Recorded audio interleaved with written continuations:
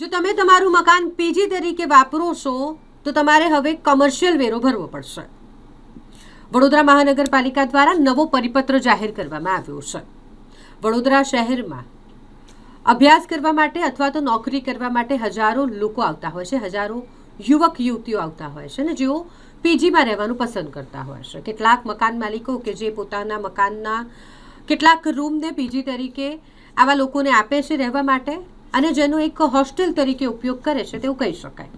એક જ રૂમમાં 4 થી 5 લોકોને રહેવા માટે આપી દેવામાં આવે છે, એટલે કે મકાનનો ઉપયોગ પીજી તરીકે કરવામાં આવે છે. અને આ પ્રકારે જો તમે પણ કરતા હોવ તો હવે તમારે રહેણાંક વેરો નહીં પરંતુ કમર્શિયલ વેરો ભરવો પડશે.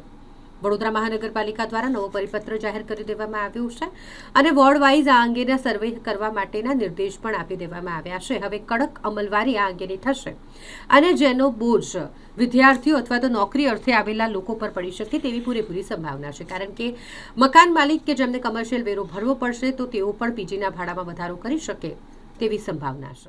વડોદરા શહેરની અંદર જે રહેણાંક મિલકતો જે છે એને ભાડે આપવાના પ્રસંગે જો એક જ ફેમિલી એનો યુઝ કરતો હોય તો તેવા સંજોગોમાં ભાડુઆત તરીકેનો વેરો આકારણી કરવામાં આવતો નથી, એટલે કે રહેણાંક તરીકે જ આકારવામાં આવે છે.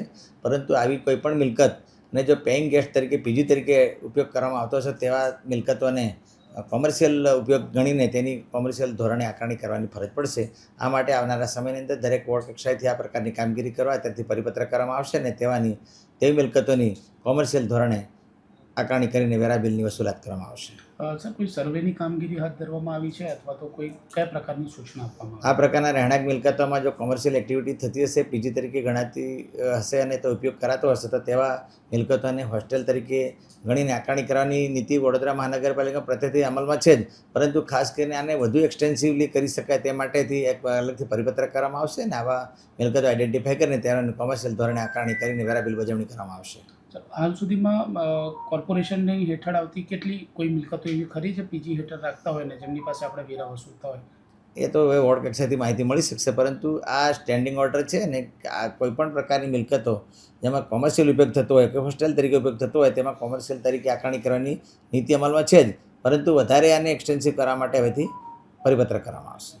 ક્રાઇટેરિયા શું હોય છે કે જે પીજીમાં જે રાખતા હોય એનું ક્રાઇટેરિયા શું હોય છે, એ લોકોનું પ્રોસેસ શું હોતો હોય છે કે સપોઝ કરાવવું હોય? ના, એટલે કોમર્શિયલમાં અત્યારે અમારે લોકોને રેસિડેન્સ પ્રોપર્ટી હોય અને કોઈને ભાડે આપે તો અમે રેસિડેન્સ તરીકે જ આકારણી કરીએ છીએ અને કોમર્શિયલ આકારણી કરતા નથી. પરંતુ જો પીજી તરીકે ઉપયોગ કરતા હોય તો તેવા મિલકતોને આપણે એને હોસ્ટેલ તરીકે ઉપયોગ કરીને કોમર્શિયલ દ્વારા આકારણી કરીશું.